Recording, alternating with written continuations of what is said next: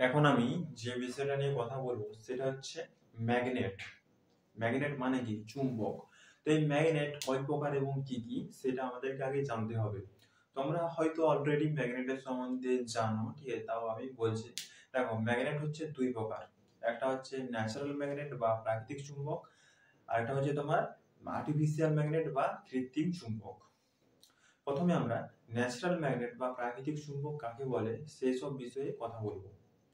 Natural magnet বা প্রাকৃতিক চুম্বক, প্রকৃতিতে যেসব চুম্বক পাওয়া যায় তাদের প্রাকৃতিক চুম্বক বলা হয়। এই ধরনের চুম্বককে কোণীয় চুম্বকও বলা হয়। গ্রিক দেশের ম্যাগনেসিয়া নামক অঞ্চলে এই ধরনের প্রচুর পাথর পাওয়া যায়। যেহেতু গ্রিক দেশের ম্যাগনেসিয়া নামক অঞ্চলে এই ধরনের পাথরটি পাওয়া গিয়েছে, তাই এদের নাম রাখা হয়েছে ম্যাগনেটাইট। বর্তমানে যেটা আমরা ম্যাগনেট নামে পরিচিত। ঠিক আছে, তো কি হয়েছে, যখন এই পাথরটা পাওয়া গিয়েছিল, ঠিক আছে, পাথর বা চুম্বকটি যখন পাওয়া গিয়েছিল তখন এর মধ্যে বিশেষ কিছু ধরনের গুণ পাওয়া গিয়েছিল, যেগুলোকে ধর্ম বলা হয়, চুম্বকের ধর্ম বলা হয়। চুম্বকের ধর্ম হচ্ছে দুটি। এক নম্বর হচ্ছে আকর্ষণী ধর্ম। চুম্বকের আকর্ষণ ধর্ম আছে বলে চুম্বক লোহা, নিকেল, কোবাল্ট প্রভৃতি ধাতুকে আকর্ষণ করতে পারে। 2 নম্বর হচ্ছে দিক নির্দেশক ধর্ম। ঠিক আছে, মানে কোন চুম্বকের মাঝখানে সুতো দিয়ে বেঁধে ঝুলিয়ে দিলে চুম্বকটি উত্তর দক্ষিণ মুখ করে স্থির হয়ে যায়। চুম্বকের এই ধর্মটিকে বলা হয় দিক নির্দেশক ধর্ম। ঠিক আছে, এইভাবে এই চুম্বকটি ওখান থেকে এই গুণগুলি পাওয়া গিয়েছিল এবং তারপর মানুষ সেগুলোকে ব্যবহার করেছিল। এবারে এই ন্যাচারাল ম্যাগনেট বা প্রাকৃতিক চুম্বকের উদাহরণগুলি কি কি আছে? যেমন আছে লোডস্টোন, দিগদর্শন, প্রদর্শন, প্রস্তর। এগুলো সবই হচ্ছে ওই ন্যাচারাল ম্যাগনেট বা প্রাকৃতিক চুম্বকের উদাহরণ। তারপরে চলে যাব আর্টিফিশিয়াল ম্যাগনেট বা কৃত্রিম চুম্বক। এই আর্টিফিশিয়াল ম্যাগনেট কোনগুলো?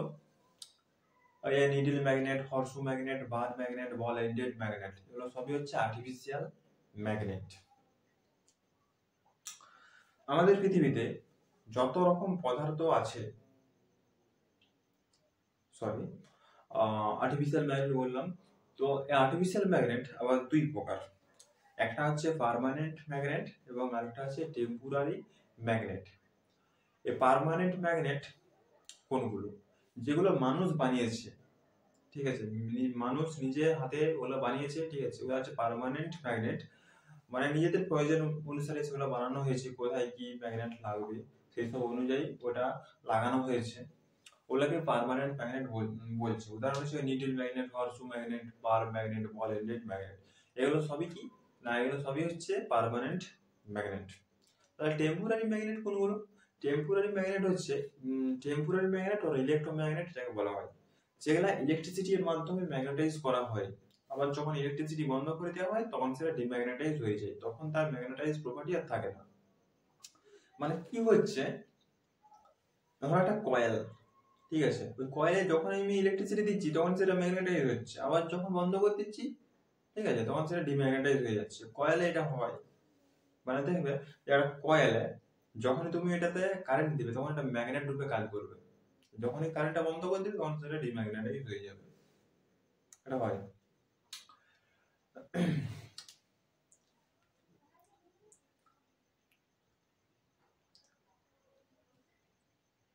এখানে কি হচ্ছে দেখো,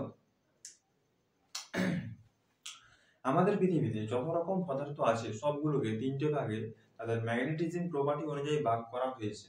এক নম্বর হচ্ছে ফেরোম্যাগনেটিক সাবস্টেন্স। তাই ফেরোম্যাগনেটিক সাবস্টেন্স কোনগুলো? যেগুলো খুব স্ট্রংলি আকর্ষিত হয় সেগুলোকে ফেরোম্যাগনেটিক সাবস্টেন্স বলে। যেমন কি কি? যেমন হচ্ছে লোহা, নিকেল, কোবাল্ট, এগুলো ম্যাগনেটের সাথে খুব স্ট্রংলি আকর্ষিত হয়, তার জন্য এগুলোকে ফেরোম্যাগনেটিক সাবস্টেন্স বলে। 2 নম্বর হচ্ছে প্যারাম্যাগনেটিক সাবস্টেন্স। প্যারাম্যাগনেটিক সাবস্টেন্স কোনগুলো? প্যারাম্যাগনেটিক সাবস্টেন্স সেগুলো যেগুলো খুব স্লাইডলি বা খুব হালকা ভাবে ম্যাগনেটাইজ করা হয়, সেগুলোকে প্যারাম্যাগনেটিক সাবস্টেন্স বলে। যেমন অ্যালুমিনিয়াম, প্লাটিনাম, কপার, ম্যাঙ্গানিজ, এগুলো চুম্বকের সাথে খুব স্লাইডলি আকর্ষিত হয়। 3 নম্বর হচ্ছে ডায়াম্যাগনেটিক সাবস্টেন্স। ডায়াম্যাগনেটিক সাবস্টেন্স সেগুলো যেগুলো তোমার ধরতে চায় না বা আকর্ষিত করতে চায় না, সেগুলোকে ডায়াম্যাগনেটিক সাবস্টেন্স বলে। যেমন bismuth, sulphur, graphic, glass, paper, wood etcetera, এগুলো সবই হচ্ছে ওই ডায়াম্যাগনেটিক সাবস্টেন্সের উদাহরণ। আশা করছি যে এই যে বললাম তোমার ferromagnetic substance, paramagnetic substance, diamagnetic substance, এগুলো ভালোভাবে বুঝতে পেরেছো এবং এর উদাহরণগুলো আরো ভালোভাবে বুঝতে পেরেছো। এখানে কথা হচ্ছে, এখানে আরেকটা জিনিস মনে রাখতে হবে, এয়ার হচ্ছে প্যারাম্যাগনেটিক সাবস্টেন্সের উদাহরণ এবং ওয়াটার হচ্ছে ডায়াম্যাগনেটিক সাবস্টেন্সের উদাহরণ। এটা কিন্তু এখানে ম্যান্ডেটরি মনে রাখতে হবে। আজ এই পর্যন্ত।